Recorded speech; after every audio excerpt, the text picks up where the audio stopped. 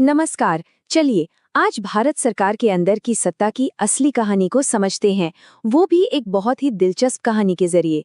हम भारतीय संविधान के अनुच्छेद 72 से लेकर 78 तक को एक राजा और उसके चतुर वजीर की कहानी के रूप में देखेंगे। तो शुरू करते हैं। तो एक समय की बात है, हमारे देश में एक बहुत बड़ा दरबार लगता था। इस दरबार में सत्ता, कर्तव्य और सलाह की एक अनोखी कहानी बुनी जाती थी। और जानते हैं, यही कहानी आज भी हमारे देश के शासन की नींव है। ये कहानी है एक राजा की, उसके वजीर की और उनके दरबार की। तो चलिए सबसे पहले मिलते हैं हमारी कहानी के मुख्य किरदारों से। इन्हें समझना बहुत जरूरी है क्योंकि यही लोग पूरे शासन की धुरी हैं। सबसे पहले हैं राष्ट्रपति, जो हमारी कहानी के राजा हैं। एक ऐसे राजा जिनका नाम तो बहुत बड़ा है, पर असली ताकत वो नहीं है। और दूसरे हैं प्रधानमंत्री, जो एक बहुत ही चतुर वजीर की तरह हैं। असली सत्ता की चाबी इन्हीं के हाथ में है। मतलब राजा के पास एक तलवार तो है, पर वो तलवार कब और कैसे चलानी है, इसका फैसला हमेशा वजीर और उसकी मंत्रिमंडली ही करती है। तो कहानी के पहले अध्याय में ये देखते हैं कि हमारे इस राजा के पास आखिर कौन कौन सी शक्तियां हैं और कहाँ उनकी सीमाएं शुरू हो जाती हैं। जरा सोचिए, दरबार लगा है और एक कैदी को लाया जाता है जिसे मौत की सजा मिली है। चारों तरफ से आवाजें आती हैं, महाराज दया कीजिए। संविधान का अनुच्छेद 72 हमारे राजा यानी राष्ट्रपति को दया करने की यही शक्ति देता है। ये उनकी सबसे बड़ी न्यायिक शक्तियों में से एक है। अब राजा की ये दया भी 5 तरह की हो सकती है। वो चाहे तो सजा को पूरी तरह क्षमा यानी माफ कर सकते हैं, या दंडक स्थगन के तहत उसे कुछ समय के लिए टाल सकते हैं। दंड माफी से सजा का समय कम कर सकते हैं। परिवर्तन से किसी बड़ी सजा को छोटी सजा में बदल सकते हैं, या किसी खास हालात में स्थगन के जरिए सजा को हल्का कर सकते हैं। लेकिन कहानी में एक बहुत बड़ा ट्विस्ट है।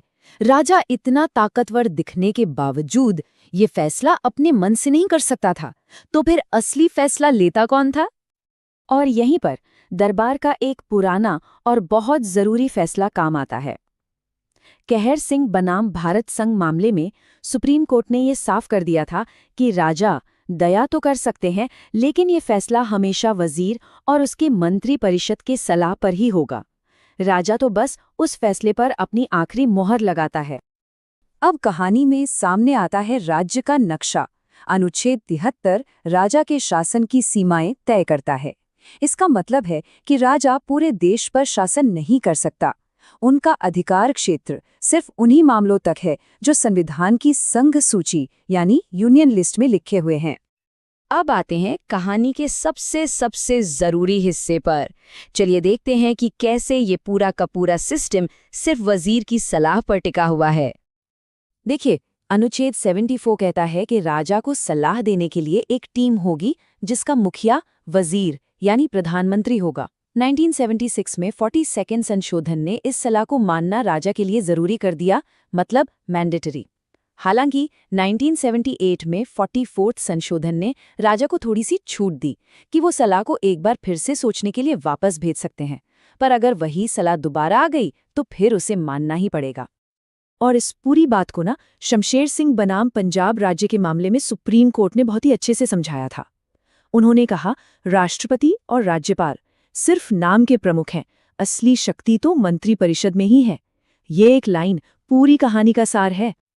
तो सवाल ये है कि ये वजीर और उनकी टीम बनती कैसे है? अनुच्छेद 75 के हिसाब से राजा लोकसभा में बहुमत वाले नेता को प्रधानमंत्री बनाते हैं।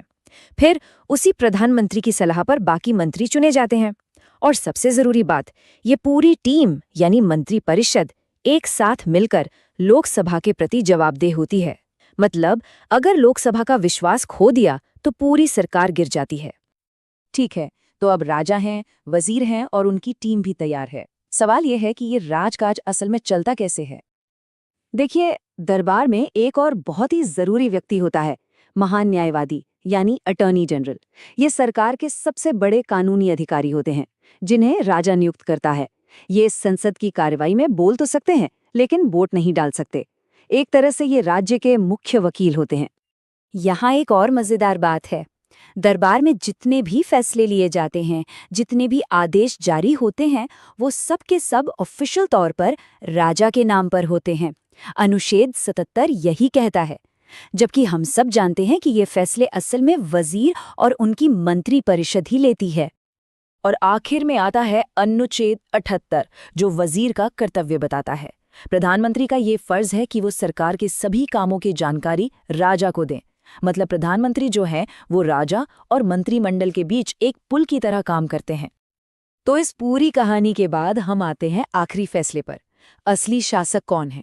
आइए इस कहानी से जो जरूरी बातें सीखने को मिली हैं उन्हें फटाफट समझ लेते हैं। जो लोग परीक्षाओं की तैयारी कर रहे हैं उनके लिए ये 5 बिंदु सबसे ज्यादा महत्वपूर्ण हैं। अनुच्छेद 72, राष्ट्रपति की क्षमादान शक्ति। अनुच्छेद 74, मंत्रिपरिषद की सलाह जो माननी ही पड़ेगी। अनुच्छेद 75, लोकसभा के प्रति सामूहिक जिम्मेदारी। अनुच्छेद 77, सारे काम राष्ट्रपति के नाम पर।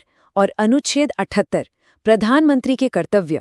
ये वो मुख्य बातें हैं जिन्हें याद रखना बहुत जरूरी है। तो हमारी कहानी का सार बस एक लाइन में है, राजा नाम का है, असली राज तो वजीर चलाता है।